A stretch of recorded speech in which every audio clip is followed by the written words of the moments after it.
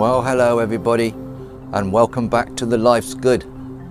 Well, it's been a strange week, what with the current crisis in the country, extra hours at work, and one or two other things at home. And it's now the weekend, and I'm fortunate enough to have a couple of days off now, so it's a chance to get back out in the garden and catch up with the things I commenced at the beginning of the week and last weekend.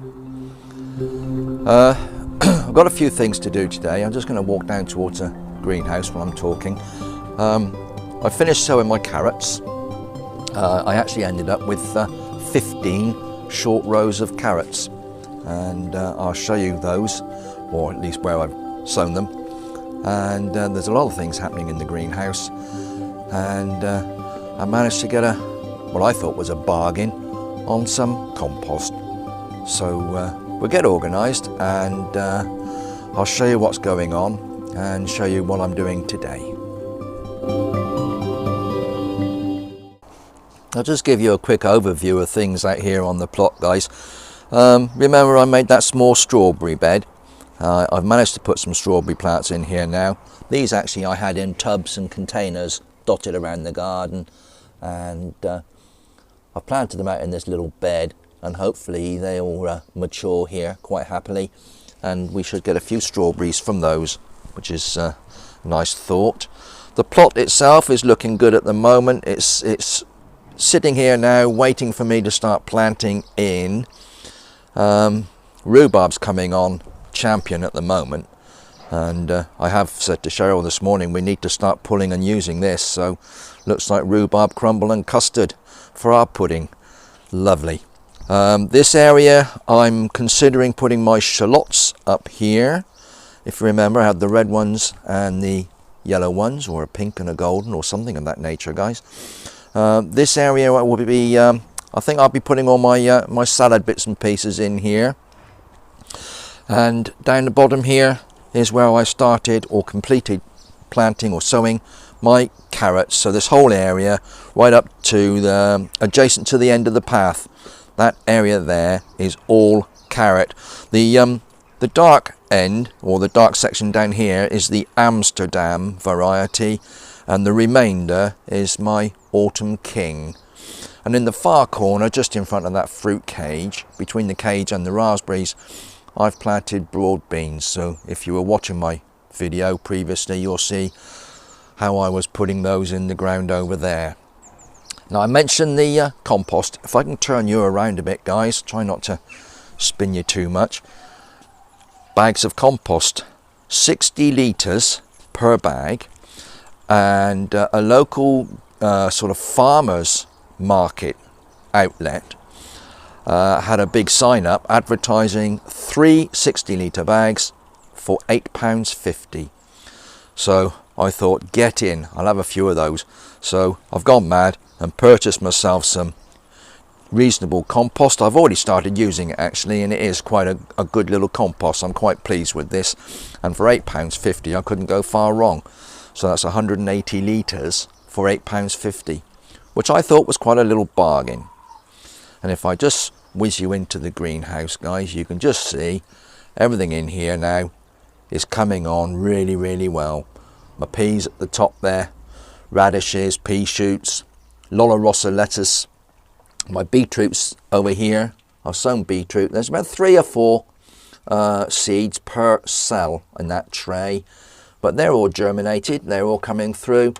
That mixed lettuce, I don't know if you can see here, guys, but in there the mixed lettuce is all starting to pop through, and I'm growing that, as I said, just to trim off the leaves and use the lettuce as a little side salad or in sandwiches and things like that. I'm not going to be growing them to become full-headed lettuces, so just a few mixed lettuce leaves in there for cut and grow again type situation.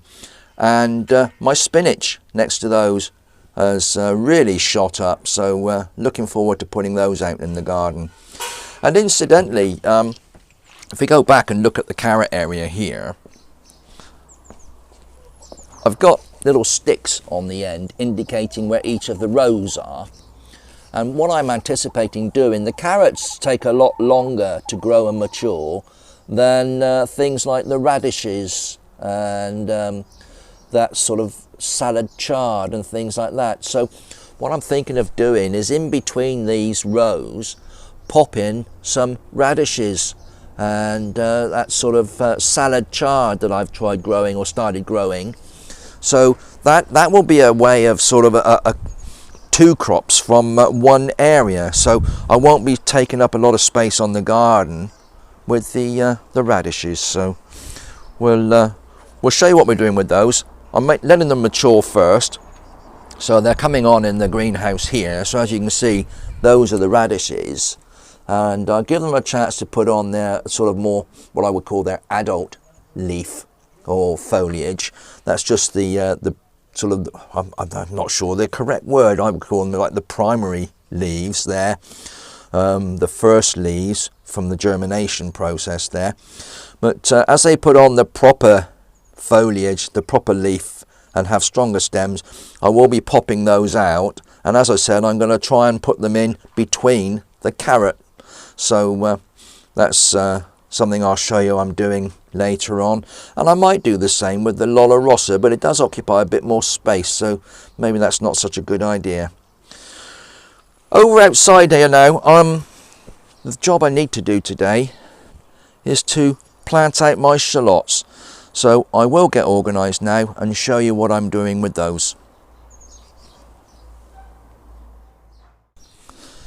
Right guys, well I said earlier, this is where I'm going to be planting my shallots. Before I continue, if you hear lots of crashing and banging in the background, that'll be some scaffolders across the road who are removing some scaffolding from some buildings they've been working on this last week or so. So the shallots, when you buy your bag of shallots, they usually come in a little net bag like I showed you previously. This particular variety is called Red Sun. It is what we call a red variety of shallot. When you get them, you want to open the bag and check through to make sure you don't have any rotten ones. And you can tell if they're rotten because they will be soft and squidgy, and you don't really want those. They won't grow, waste of time playing with. But these are all quite good actually. Yep, no problem with these. So I've got about, what, 2, 4, 6, 8, there's about 20 shallot bulbs there.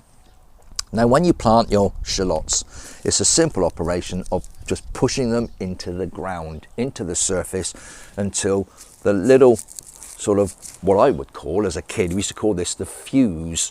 My father used to say, no, that's the stem or that's the shoot or whatever. I used to call that the fuse. But that's the bit that needs to be uppermost, and this flat section with this sort of wiry membranes coming off, that's the root part. So when you plant them, you just push them into the soil and leave this crown at the top sticking out of the top. I do tend to remove some of these outer leaves. I'm using my trusty cane again to give me a straight line guide. I've got a funny kink in the wall of the garden here, but all I'm going to do is take this one shallot and push it into the soil, right down in, cover back until just the tip is showing. I might lift you off there and show you a bit close up while I'm doing this, guys, but that's how you plant them. I'll take another one. This one's a nice little one. Again, the shooting section at the top, the roots at the bottom. You want to give them about 6 to 8 inches apart, because what happens with these is they will split, and from one shallot you will get 4, 5 or even more new shallots, so they become like a little clump of shallots. So you need to give them room to do that without interfering with each other. So a good 8 inches or so apart. I tend to just put my hand down, little finger to thumb. There you go. And there's your second one. And again with the third one, finger thumb, here we go. Push it into the ground, pull the soil back around it, and just leave these tips showing. One problem with the shallots, they are prone to birds pulling them out of the ground. For some reason, birds get on your garden, they see these little tips sticking out, whether they think they're a food source or a worm or something of that nature, I'm not sure what it is, but birds will tug these out of the ground. So sometimes you'll come out to your garden in the morning and you'll find all your shallots are lifted and lying on the surface, and you think, what on earth's going on? That'll be the birds. Pigeons are good for that, and occasionally the blackbirds, sometimes the jackdaws, they will peck these out of the ground, which is a bit of a nuisance. So you might want to erect some sort of bird scaring device to scare the birds away if you want, if you're having a problem, or you could always put some chicken wire or mesh of some kind over them to protect them. That's what I've done in the past, so if I do that, I'll show you what I'm doing. But back to planting, we've got those 3 in, about the same again. Push it into the ground and just leave the tips protruding. I'll just lift you off so you can have a closer look at what I'm doing here.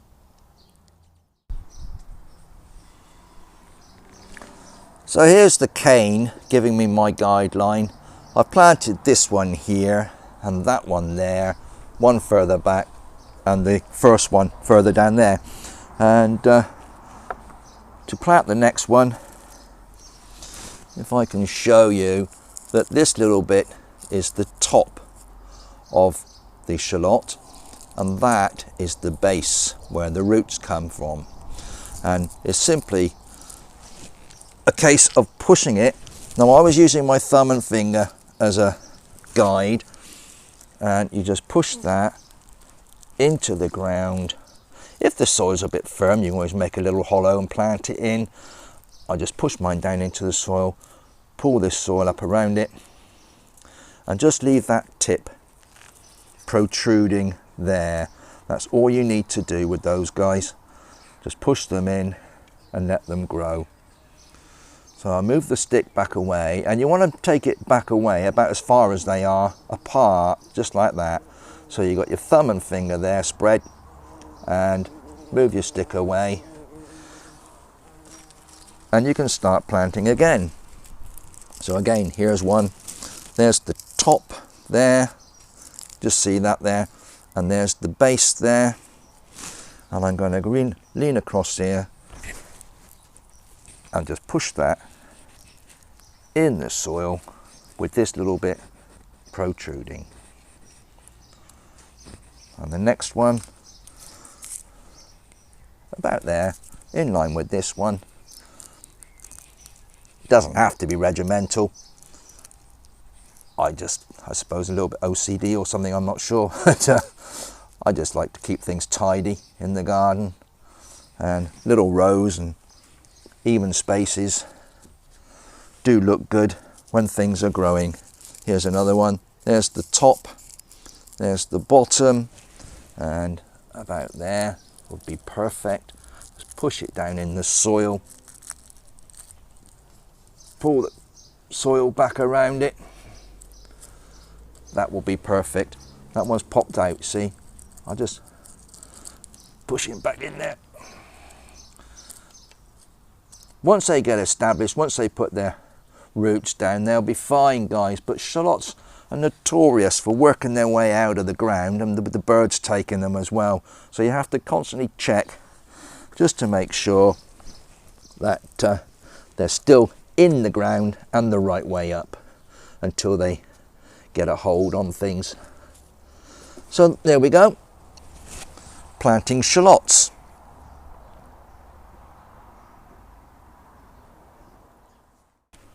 Right guys, well, sitting back in the greenhouse on my favourite perch again. I just wanted to show you one last thing before we go today. I mentioned before about getting children involved in the garden, sowing, growing, that sort of thing. And I suddenly remembered that when we were kids, we used to grow mustard and cress at school. Tissue paper in a tray, make it wet, put the seeds on, and we used to observe the seeds germinating and growing. That was all good fun. But on a serious note, you can grow mustard and cress on a windowsill, indoors, in your kitchen, in a bedroom, anywhere you want. And it's so easy to do, and it's a brilliant one for the kids to start doing. They'll enjoy doing it, and if you can encourage them to eat it afterwards in salads or sandwiches, the famous egg and cress sandwich. Point to note, mind, is that the cress, of which I've got a small packet here, does have a little sort of a chili type hint about it. It is quite spicy, so some children may not like it. The mustard one is not so bad. That's a lot more bland. Now, I've purchased a couple of packets of mustard, a couple of packets of cress, and we have also saved a few little plastic containers that contained, I think this one contained blueberries or some such fruit that Cheryl had used. Ideal little container. It does have drainage holes in the bottom. This one contained coleslaw. Nice little plastic container. You don't have to have drainage holes, guys. I've got a little pot here that I keep all of my plant labels in. That was, I think it had cherry tomatoes in that one. But these little plastic containers are ideal. And all you need to do, let's take this one for an example. And of course, you get the kids to do this, not you. You show them first, but get the kids to do it. You need a bit of soil, a bit of your potting compost, and just drop that in there, spread it around.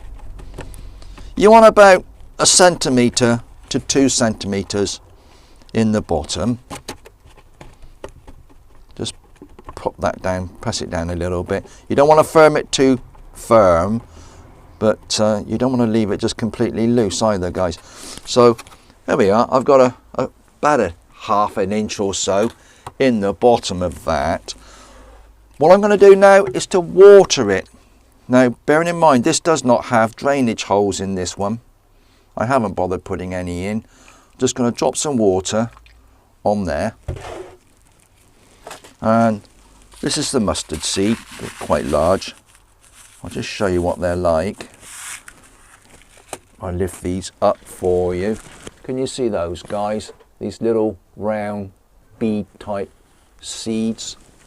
And all you want to do to take some of those and just sprinkle them on the surface, just like that. No need to cover them. You don't have to go mad covering them up. They're quite happy germinating in there, and you want to do them quite thickly. I'll show you what I've done in a moment so you can see, but you want quite a few in there. This complete lot. In fact, I'm going to put all of these in. Put all those in there, guys. You can see that I've planted those in there quite thickly, and those now we will leave to grow. Now, I know some people do cover them. You can do, I guess, just to blot out the light for a while. Put a little cover over. You can put a sheet of newspaper or something over the top, an envelope, something of that nature, I suppose. I never have. I've just usually just throw the seed in. Job done. This little one here, I'll do this one. Bit of soil. A bit of a lump there. Break that down. Just push it down level.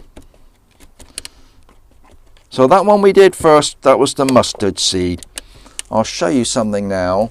The cress seed is much finer, much smaller. It's almost like a carrot seed, guys. Very, very fine. They're sort of a little elongated, pointy seed, but much finer than the mustard. So if you drop these all over the floor, you'll be in trouble. Now, again, just throw them around there. I haven't watered this one. I have forgotten to water it. I do like to water before I put the seeds in normally. I must admit, guys, that was a mistake on my part, because what happens now, you see, as you're watering it, all the seeds are now being washed into little piles there. So I'll put some more on the top now, just to give us that even spread. There you go. So again, thickly spread over the surface in there. Job done. I don't need all of those. That's quite a lot in there. Pop those back in the packet. So cress and mustard, two easy ones for the kids to sow and grow, and they're very quick to grow as well. They'll see results in days, and be quite exciting for them to see the seeds germinating, producing their first shoots, their first leaves, coming up tall, and then being able to snip them off with a pair of scissors. Might have to ask mum and dad to help with that one. But get the kids involved. Sowing some cress and some mustard. Easy to do. You can do it indoors all year round. There's no season for this, guys. You can do it indoors from January to December.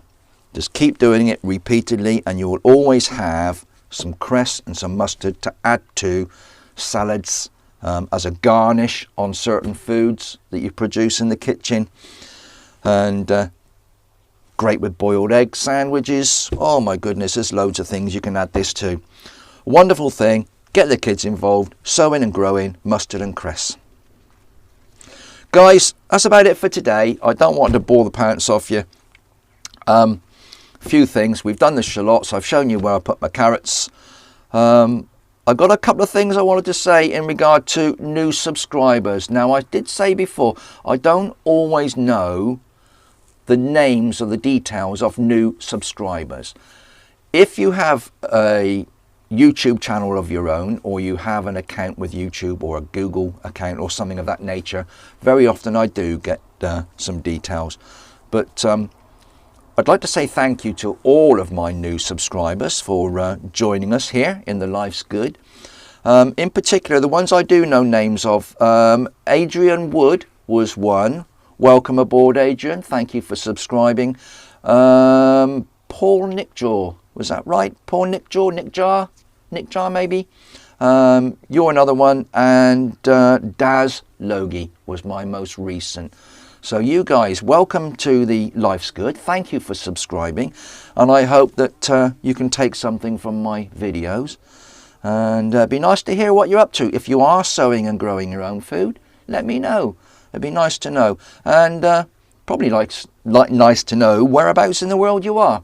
I know I've got some subscribers in Canada and America, quite a few in the UK, not sure where else, so perhaps you'd let me know one day.